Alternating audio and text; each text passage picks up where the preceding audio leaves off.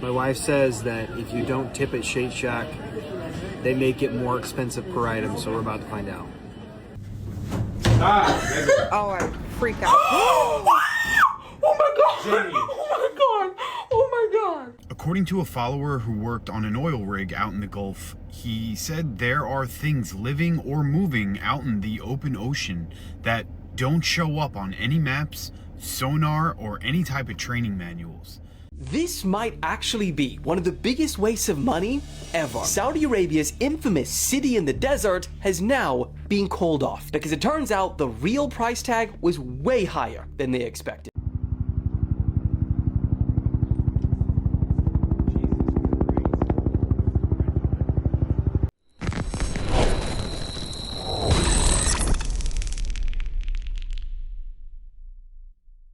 Hey you guys, welcome back to another CZ Reacts, where we watch to find weird, crazy, and interesting and question everything. Real or fake, you decide, let me know. Leave it in the comments below. I will meet you there after the video. Video is for entertainment purposes only. I want to give a couple shout outs today. The first one being a milestone, you guys. We hit over 6,000 subs, which was originally at the beginning of the year my end of year goal. Like, how crazy is that? So I added the new goal that I mentioned. I don't know if you can see this without the glare. So yes, my artistic skills. It I know it looks like a beaker. It did look like a foot, but much better than what it originally looked like. When I tried to draw the thermometer, it kind of looked like a man's body part. So anyways, I thought I was only going to get to 6,000. That was like the beginning of the year. We just hit 1 year on the channel. So I'm like, okay, 6,000 is good. We hit 2 for the first year. I thought that was ambitious, but we are there, and the 2-year anniversary isn't even until January 6th. So I did add the 10,000 for the end of the year and my own goal to put out 300 videos by then. So I want to give the shout out to you guys. This milestone is like unbelievable. I cannot believe that I hit my original goal and we're in August. So yeah, I did up the goal to 10,000 I think at the beginning of the month, because I'm like, we're gonna get there. We're almost there already. So big shout out to you guys. Give yourselves a pat or like an air hug from me, because I am so grateful. Like it's so crazy. Like when I reflect on the year, I'm like, I don't know where it went. Like I almost have like no memory of it except the summer of like what we've dealt with Remy and working. Like I really don't know where the year went. It's flying by, and I'm so grateful to you guys. Like this is so awesome. So thank you. The second shout out is for Timberwolf. She hit 12 months as a member like a week or so ago. So Timber, thank you so much for being a member. I really appreciate you, lady. And like I'm so grateful to the members in general. Like I still can't believe I have members. It's so crazy. And we have a new member, Dave. So welcome to the channel, welcome to the members. And yeah, you guys, shout out to all of you, subs, members, everybody today. I'm like just in the best glowy mood, and I just want to say thank you. So today's video, total mix of everything. I'm keeping it a bit more interesting, less like doomsday. Yes, there is stuff going on in the world you need to see. I know thousands of channels are covering it, so you will catch most of it somewhere else today. But I do hope you guys enjoy the video. And trigger warning or two maybe, because I don't know what we're gonna see, but I know what I'm aiming for. So yeah, got that out there. So you guys, thank you so much. I can't even, like, overwhelmed in the best way. That's the way to put it. Absolutely. So thank you to you. We are gonna get right into it.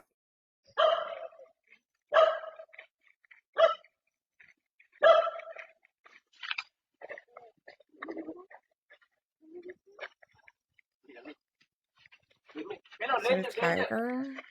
What is it?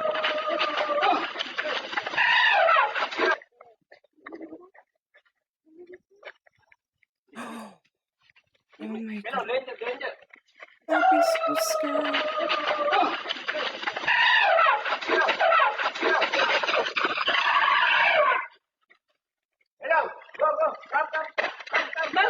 Oh my goodness.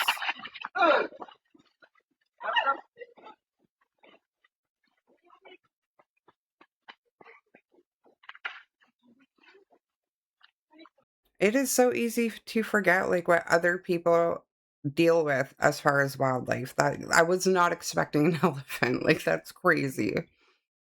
So the Bill and Melinda Gates Foundation decided that there was too much malaria in Africa. You and I could probably agree with. Malaria is bad. So what did they do? They gave all these people living in the Cabora Bassa Delta, which is the breadbasket of the Zambezi Valley, meaning like where more fish are born. It's a nursery for fish. They gave millions of mosquito nets out to all these people to avoid malaria. Guess what the people who are starving to death did with their mosquito nets? They fish with them. They fished with them. A mosquito net has a hole that is so small that a mosquito can't get through. So guess what? These mosquito nets now indiscriminately catch tiny baby fish in areas like Cabora Bassa where the fish go to breed and reproduce and populate. So now all of a sudden you have thousands and thousands of people that have been handed nets that have been living one way for hundreds of thousands of years. They don't give a shit about malaria. They have their own way of dealing with malaria. They sit in smoky huts at night. They sleep with a campfire, everything else. Yes, they still get malaria, some of them, but they deal with it their own way. Bill and Melinda Gates Foundation come in, hand out millions of mosquito nets, absolutely collapse the entire population of fish that feed millions of people because these people just take the nets and fish all the baby fish out so that those fish don't grow up to make substantial protein sources. These wonderful philanthropists that have given out millions of nets have destroyed an ecosystem, crashed a fish population, and created widespread hunger for people that otherwise had plenty of resource, all because they were trying to help with their mosquito nets. They've taken such a rich and important part of Africa, one of the most abundant freshwater fisheries in the world, and destroyed it because they're helping by handing out mosquito nets. It's so bad what's happened over there. And they're still giving out mosquito nets, by the way.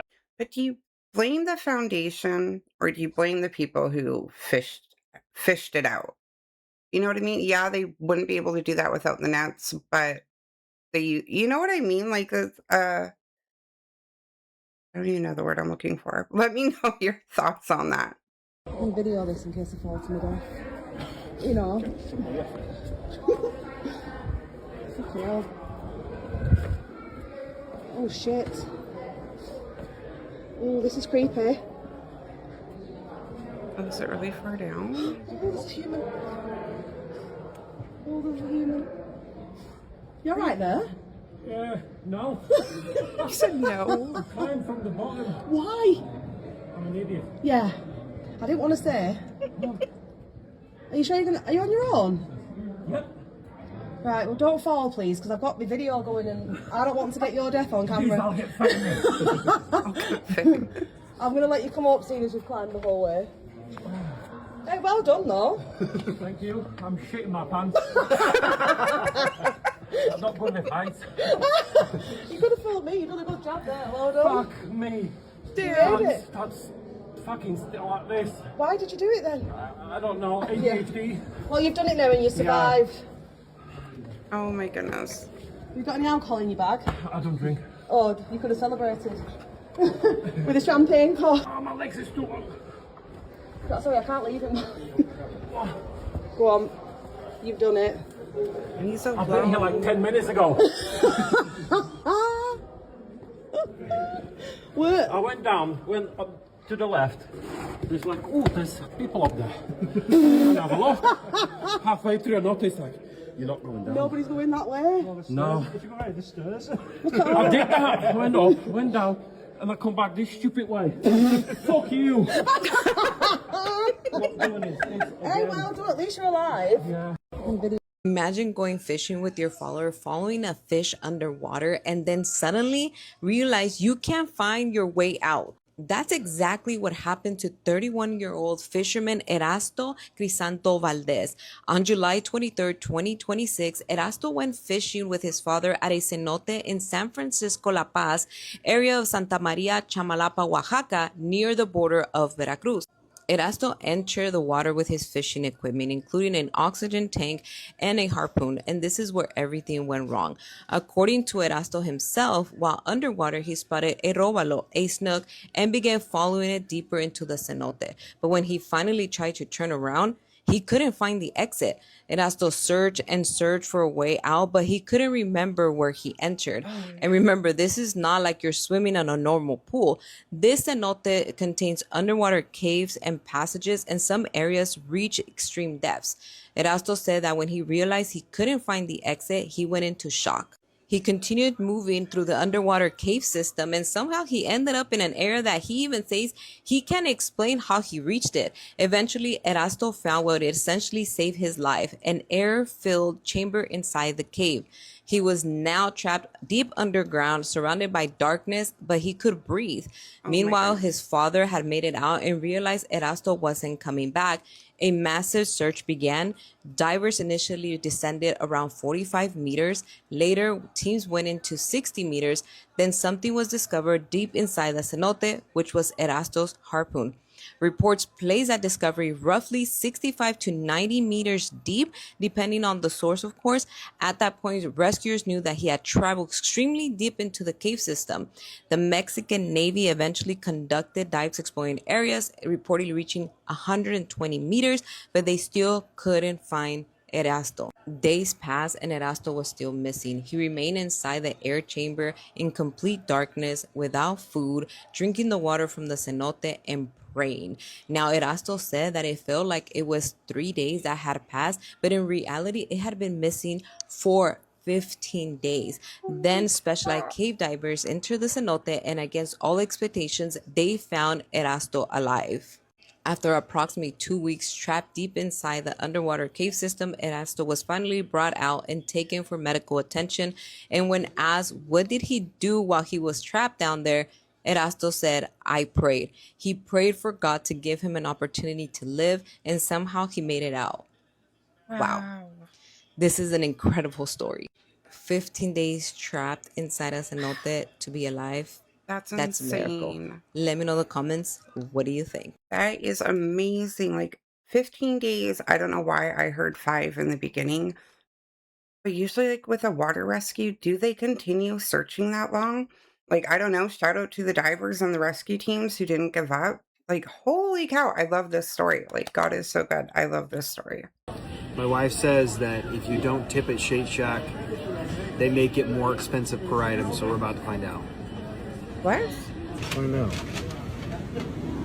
If you don't tip, they make it more expensive? But you're doing it all yourself. We got strawberry. Fast food. We got cookies and cream. Yeah, let's see. When I was growing up, there was no tipping thing for like McDonald's. I don't even know what Shake Shack is, but like a Burger King or something. They did not exist for tipping. Let's see, check out. Okay. Right here. No. Uh-oh, there's been a pricing update on one or more of your card items. Please review. Everything jumped. Everything just went up 50 cents. Wow. Every item went up by 50 cents. Just making sure everybody knows, do not go there. So of course this post blew up. It got well over 100,000 likes, and it got so popular that Shake Shack even responded. "Thank you for bringing this to our attention. This is not Shake Shack policy, and we're currently looking into it with our license, their host that operates the Salt Lake City airport location, and the kiosk system." But it's on the kiosk. They're saying that this is not official policy. This is maybe just one location that's doing this. But I don't buy it, because if the kiosk has the ability to do this, then you know that there are probably multiple other locations that are doing this. And it's probably happening not just at Shake Shack, but it's probably happening all over America.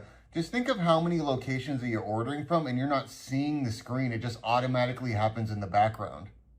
Tipping culture has gotten out of control. A tip used to mean that you did excellent service and a buck would suffice, or a couple of bucks, and you were in a job, in a profession that was tippable, meaning you're a waiter and you're busting your ass and you're moving your feet and you're getting the food out to the table and you're engaging. Why are you tipping at Shake Shack? Why are you tipping a kiosk screen? Right? There are no human beings there. Why would you tip an AI, a robot? Why would you do that? You gotta have like a real human connection there? Of course not. Yeah, it's just extortion. You should tip $0 on any digital screen. I'm telling you, tipping culture has gotten obscenely out of control. I want to be extremely generous when I'm tipping. I feel like it's a Christian thing to do. It can be like a tithe almost. Tipping well for people that do great service, but I'm not going to, again, tip an iPad. I'm not going to be guilted into this. They realize that they could do the Christian guilt thing and just steal money from you. And this is real theft.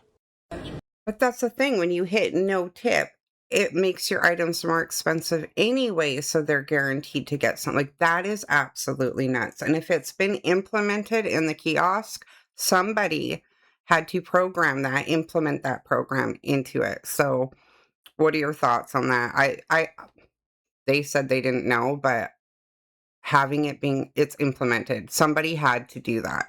Somebody had to do that. So, but I totally agree. It's out of control. I absolutely hate seeing it at like a 7-Eleven or fast food gas station. Like, are you kidding me? Or round up to whatever? No.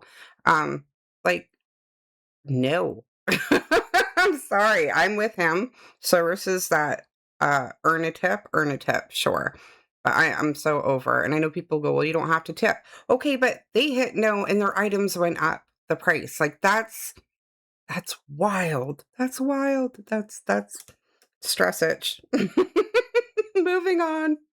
So someone posted a video of these stuffed chicken breasts. They look really good. It's broccoli, cheese, and bacon and chicken breast. But this is how the video started. Why are there chicussy? Chicken clitlets. Oh, shit. We all have to grow up one day. No, we don't. No, I refuse. I need mine stuffed too. The chicken obviously doesn't identify as a breast. Oh, shit. Is this the cooking channel after dark? Ever seen a chicken 10 centimeters dilated before? It's definitely time to put. Oh my gosh. Does it need to be pounded before stuffing? Everything reminds me of her. The one in the middle looks like mine. Yeah. Oh, my cheeks. I've eaten something like that before. Yeah. Almost licked my phone. Someone posted.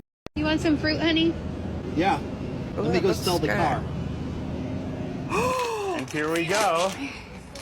I hope you're hungry for nothing. I told my nephew, go pick out your favorite juice, but that's crazy. 99.10. Nah, nigga, we got water at the crib. Let's go. Just got back from Walmart. Took these out of the bags. You can see 1, 2, 3, 4, 5, 6 items purchased. $71 fucking dollars. This whole bag fit in this whole bag, bruh. This was $3, bruh. This is, bruh. This is a public service announcement for anybody who gets these treat bags. These bitches are this big. Oh my god. It's too much. It's too much. 2 for $11 for shredded cheese. Are you kidding me? This here is $68 worth of food. Right there. Yep.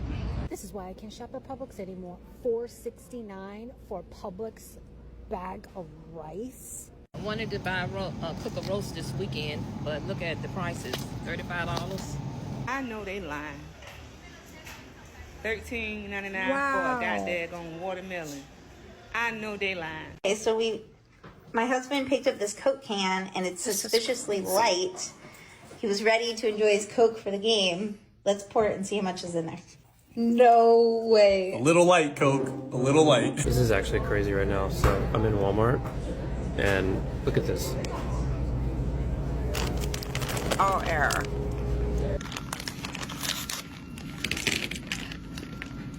Stop. Those are like $3. Seriously, are they joking? Probably better for you. $100 for prunes? Is being told that we're getting a huge special savings because it's 10% off. 1962, right? For 7.29 pounds. 7.29 pounds. All right, put it on the scale, babe. 3.5. These people are so fucking criminal. It's ridiculous. You want some fruit, honey? Oh my gosh, like, see, stress itch, because that's something I'm always dealing with, like how expensive groceries are.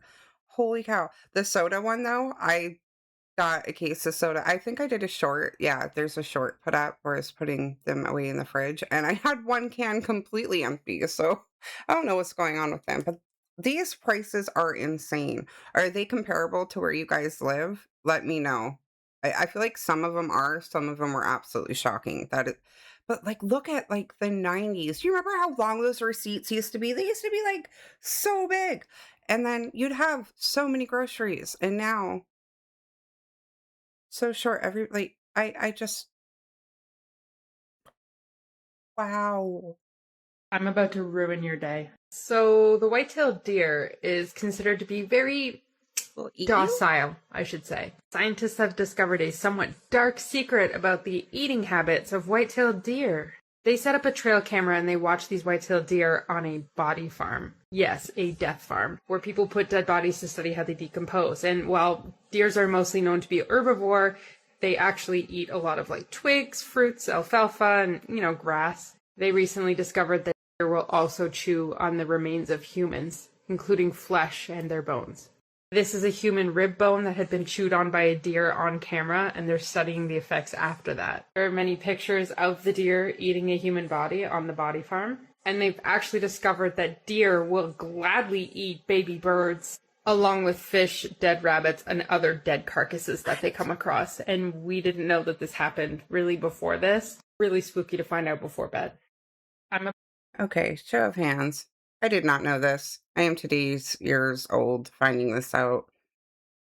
That kind of puts deer in a little bit different perspective for myself. Oh, they're not innocent. They're not innocent at all. Oh my god, odd. How? How? Oh my goodness. Like that's odd.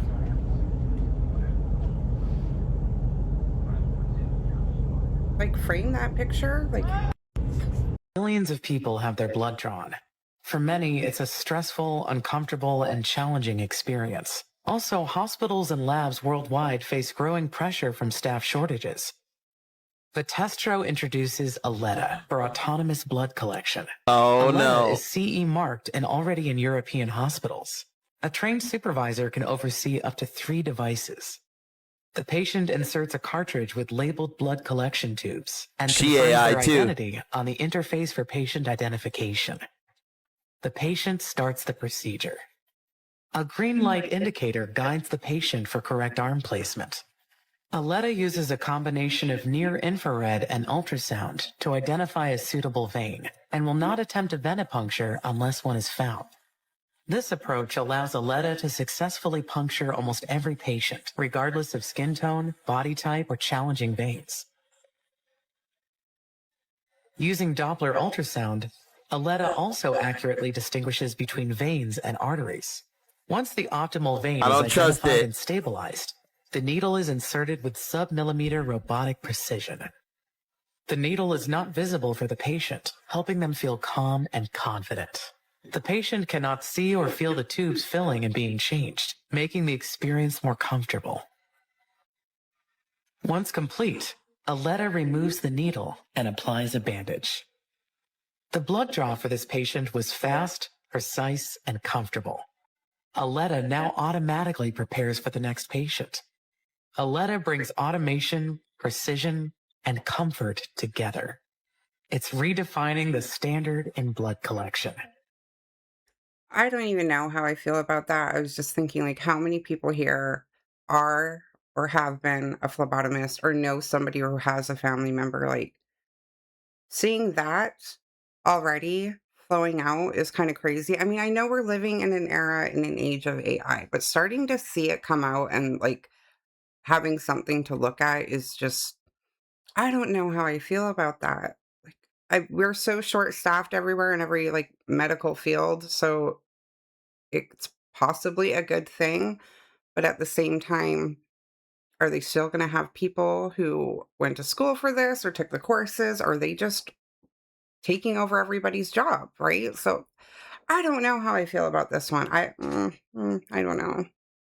This might actually be one of the biggest wastes of money ever. Saudi Arabia's infamous city in the desert has now been called off because it turns out the real price tag was way higher than they expected. You see, the project was originally estimated to cost a measly $500 billion, but according to a new Wall Street Journal investigation, the actual capital needed to create this was $8.8 trillion. That is 6 times more than Saudi Arabia's entire GDP. And there is no way almost any country can ever afford that. But the craziest part is that Saudi Arabia has already spent $50 billion laying the foundations for this project, which is now simply wasted. They dug trenches 70 miles long, installed massive concrete pillars, and they even started construction on some of the buildings until they were suddenly told to stop work. And we don't have the official reason as to why. Saudi Arabia themselves simply describe what's happening as a reprioritization, because instead of pouring trillions into a futuristic megacity, the country is reportedly shifting more than $100 billion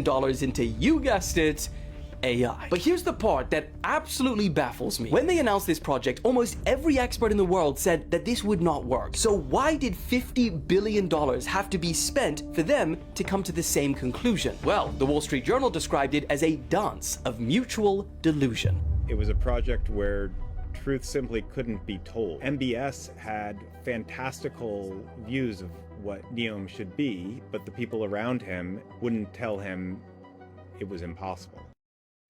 I'm not laughing at the clip. I'm laughing because I low-key kind of wanted to see what came of that. But yeah, what a freaking price tag. I'm not surprised that it's not going on. I low-key wanted to see it, but here we are.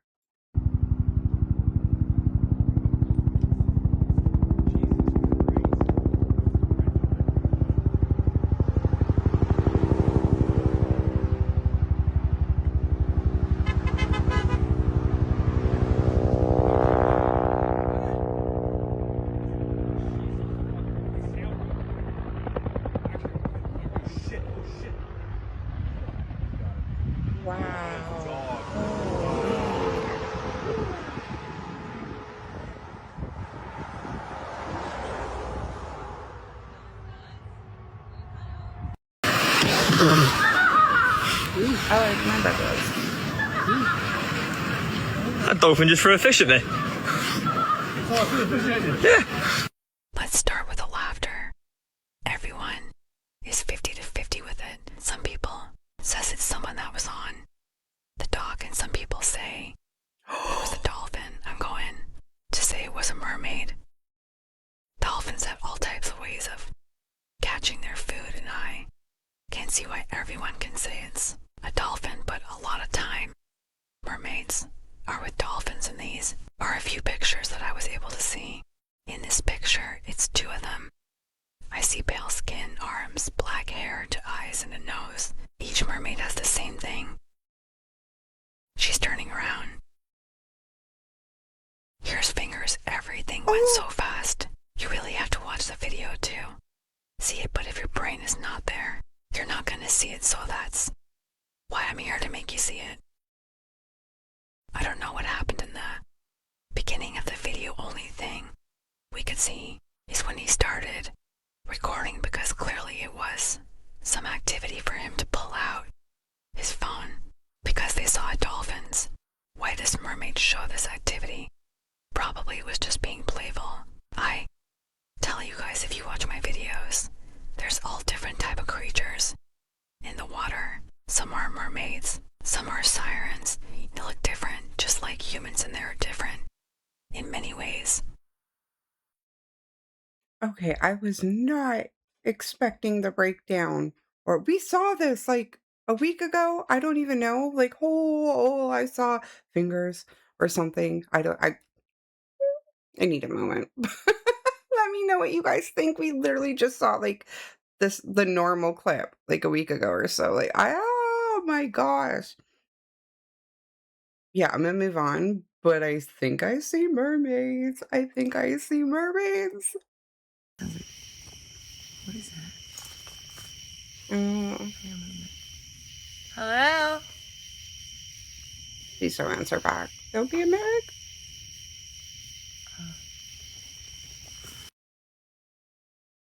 Stop it! Stop it! What was that? I missed it. Hello?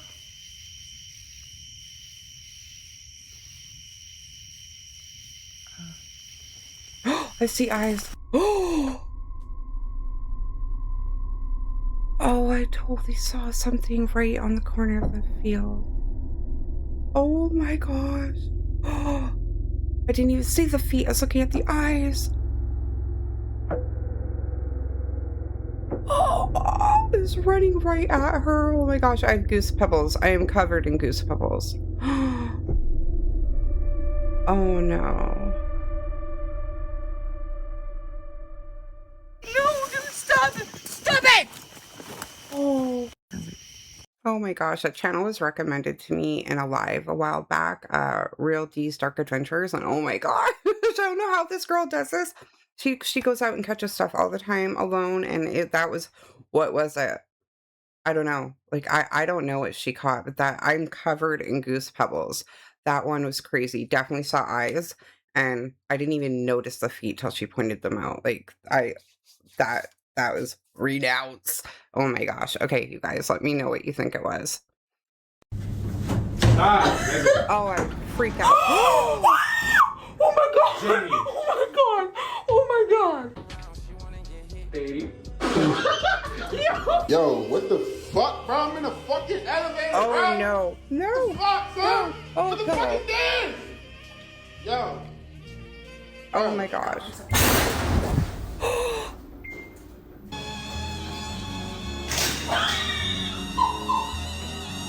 I have so much anxiety right now. -1. Like, Look what at is how happening? fucking aggressive this elevator is. Look, I'm not going to hell, bitch. No. God, negative First numbers. Let's go to hell. Stop. Oh. Bitch, what? Oh no. Oh no. I'm not too scared. I'm not too scared. Wait, stop. I'm scared. This shit dropped. This shit drops. This is how we do it. The biggest stage. Now's not the time to let Firefighters are stuck in the elevator. I mean, I would probably feel better with the firefighters.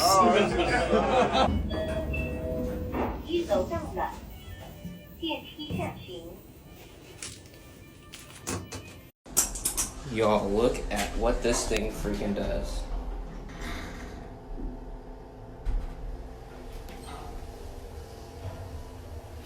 There's the second floor. It's not stopping.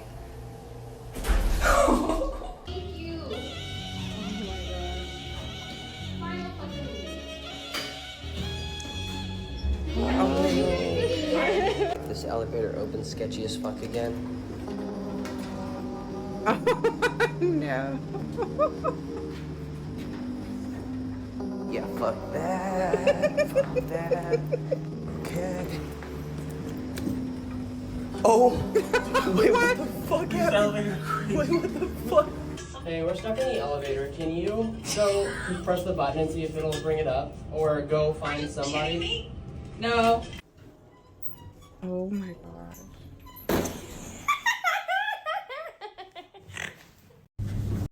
I try to avoid elevators as much as possible.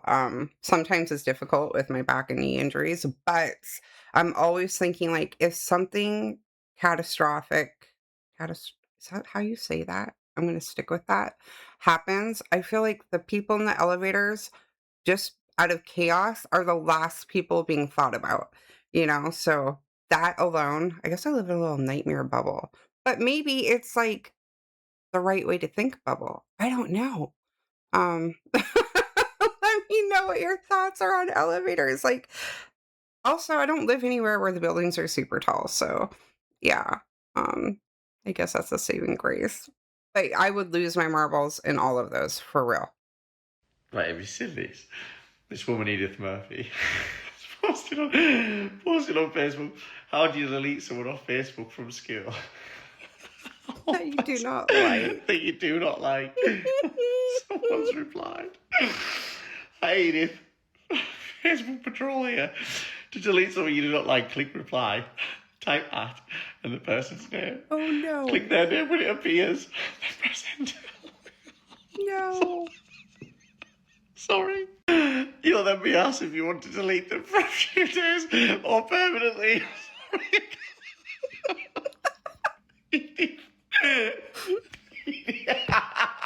And she tagged her. Tagged Dorothy.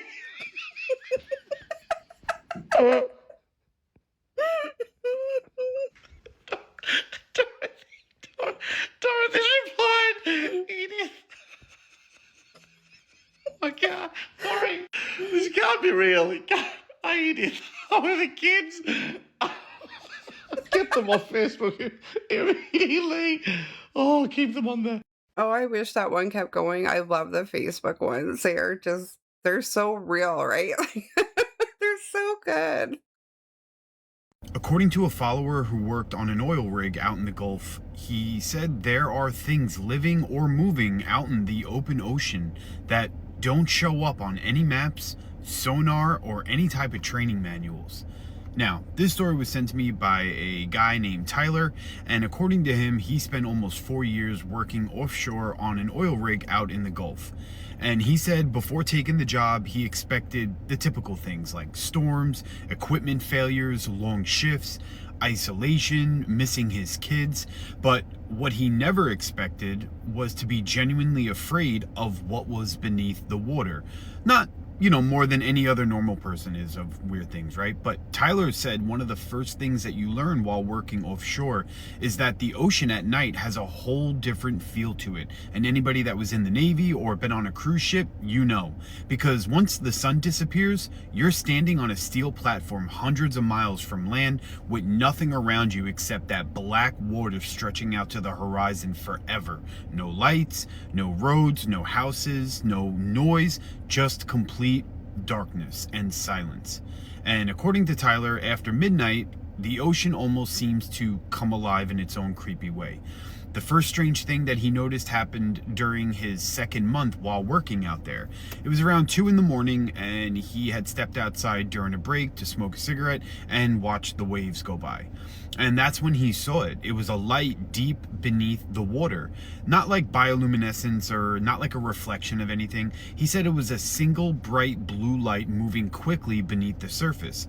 And at first he thought maybe it was like a large fish, maybe the way the moonlight was hitting the water, until it suddenly changed direction, like straight upward, and stopping only a few feet beneath the rig. Ooh. And Tyler said it hovered there for a little bit and it was perfectly still, just watching.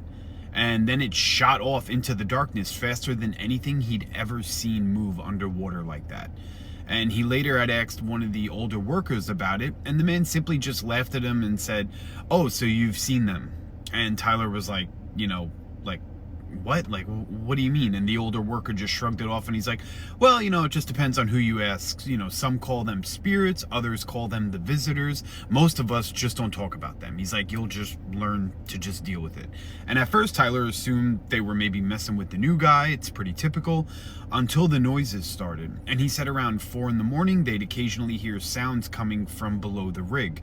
Not like any whales or dolphins or machinery. He described them as long, mournful calls, almost like someone singing underwater. Ooh. Sometimes it sounded feminine and other times it sounded almost mechanical, but not the rig itself. He said there's a very clear distinction. And other times, like he said, it just sounded like metal groaning from somewhere deep below. And every single time that those noises would happen, the ocean around the platform became unnaturally calm. There were no waves, no wind, just nothing, just complete silence, he said. And Tyler said one of the creepiest incidents happened about a year into the job. And one night, several workers were gathered around the railing after hearing splashing coming from underneath. And they expected to see, dolphins or, maybe like a school of, sharks or whatever. But instead, they saw multiple lights moving beneath their platform. And there were dozens of them. They were blue, they were green, they were white, and they were all swimming in circles around the support legs of the rig. And it was way too coordinated, he said, for it to be fish, or way too fast for it to be divers or anything else. And one of the younger workers joked that maybe there were secret military drones underneath. But nobody laughed it off, because one of the oldest rig workers standing nearby, he made a comment. He said something along the lines of like, well, they're back earlier than usual this year. And Tyler, being new, had asked him, like, what do you mean by that? And, you know, the guy kind of like waved it off and refused to answer. He didn't really want to talk about it anymore. And then he walked back inside, and the lights remained there for almost 20 minutes afterwards. They were circling, they were stopping, moving again, and almost as if they were inspecting the structure itself. And then all at once, they just disappeared straight down into the darkness. He said it looked like they just took a plummeting dive down. And Tyler says people still tell him, you know, maybe he was probably tired. People that don't work on the rig say that. Okay. Maybe overworked, imagining things, but he swears on everything that he saw those lights and he knows that they're real. And according to him, about 6 months before leaving the rig, he woke up one morning after work, and, you know, he was working all night, and he woke up and he stepped outside of his little cabin, and 30 feet above the ocean was a wet human-like handprint on the window, his window, pressed against the glass from the outside. There's no way to access it from the bottom. And he says he never found out who or what left it there, but whatever lives beneath those rigs, he said, knows when you're watching, and he said eventually they probably start watching back. Let me know what you guys think in the comments. Oh my gosh, I love his stories. Like, his sub sent that in, like, oh! Okay, people who have worked out on the ocean, let's hear your story in the comment. Nothing, you don't have to write something big, but do you, like, it'd be nice to hear from people. Like, I want to hear from everybody. What do you think about the story, first of all? Like, look at the handprint. Like, oh my gosh. Like, I'm just thinking of when I used to work out on a floating camp out on a barge.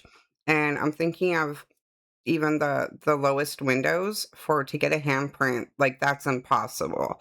That's insane. So, has anybody worked out on the ocean and have had like a crazy experience? Like, I was there for this story, but like to have a picture as well, like, oh my gosh, I love it. This is so crazy. Like, what are your thoughts? Let me know.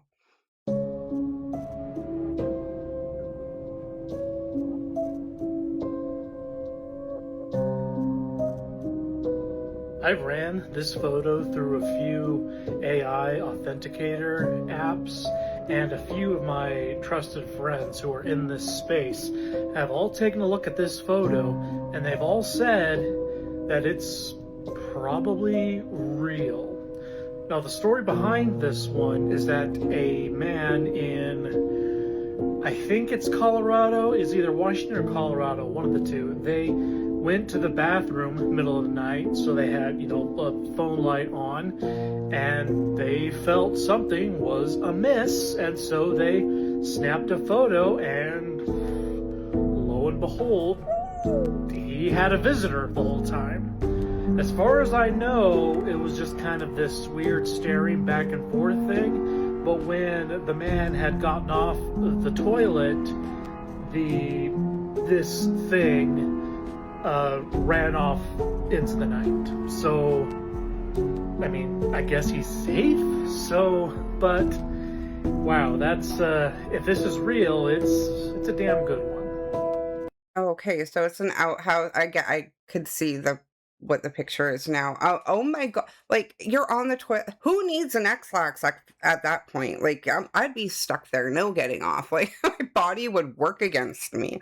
I'm always like, I would love to see a Bigfoot from a distance. That is way too close, guy. Like, oh my, oh my gosh! Anytime I've ever had to use an outhouse at night, I always am doing it. Like, my flashlight's on. I'm always scanning. You just get like. You're out in the woods. It's not your territory, right? So you never know. But holy crap, I don't even know about this one, you guys. Like, look, I've got vomit mouth because I'm like, I don't know. Just, I'm one of those people seeing something, hearing something very easily can put myself in the position. And I think that's why I enjoy story time so much, because I can be there. Yeah, no, I can't even look at this picture anymore. That's just that whole situation is just frightening. Yeah, my body would totally work against me. I'd be doomed. Let's see what's on the internet today. So I keep getting crickets in my house. I don't know why. I've never had a cricket problem before, but I looked it up, and apparently it's really bad luck to kick them out of your house. Like, you're not supposed to kick them out of your house, but like, what am I supposed to do? Like, let you stay here? Now there's like 36 crickets running around because I did kick out one, and let me tell you, I had a really really horrible week after that. And now they're just running around. And I'm like, please move. I just want to make a piece of toast and you're in my way. And I open a cabinet and it's just like, oh, hey, cricket that I can't kick out of my house. Can you please just leave? I don't want to kick you out. I just want to ask you nicely to leave. My house is just infested with crickets. And there's nothing I can do about it. Let's see what's on the... I think I have my share of bad luck. If it's a bad luck thing, bring it on. I mean, are you gonna keep a bunch of crickets? And that reminds me of the Frasier episode. If you know, you know. Yeah, I think I would gently rehome them. Get out! Like, I'm sorry. Fucking T fucking move. They on one again. This is some bullshit. I'm telling you right now, look at this shit, man. Y'all, I'm on vacation and I just opened my toothbrush out this pack. Why the fuck is no brush? No bristles? I don't know. This is brand new. Why are they? And look what the fuck they say her. You Wow. order online and you think you're getting this, but you really get this. It's the size of a pea pad. Like I got a PS5. Use them for puppy pads. PS5. Oh, no way. Yeah, look it. Because the beaded necklaces. Look, Mickey Mouse, he's looking a little derpy, but, you know, still, you can tell it's Mickey. But according to them, he's Mikey.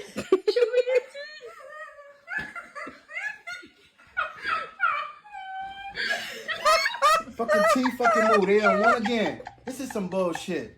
All right, you guys, I am going to end it there. I hope you liked it. I hope you enjoyed it. Again, shout outs to the members, to the subs, to all of you liking, watching, viewing, hyping. Again, thank you for the hypes. We're going to make that list one day. Like last year, somebody who I can't even remember, but I was apparently number 75 on the list last year, and I wish I had screenshot that because they told me to look.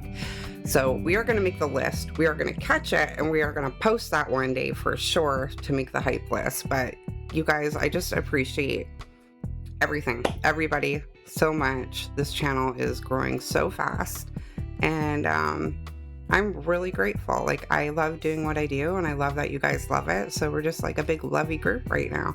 Is that okay to say? Yeah, that's okay to say. Okay, I'm going to start working on the next one for you. Do not forget to question everything. Until next time, stay safe, and I will make a post in the community page for the next live. I have been requested to do so, so I will do that. And yeah, you guys stay tuned. Next video coming soon.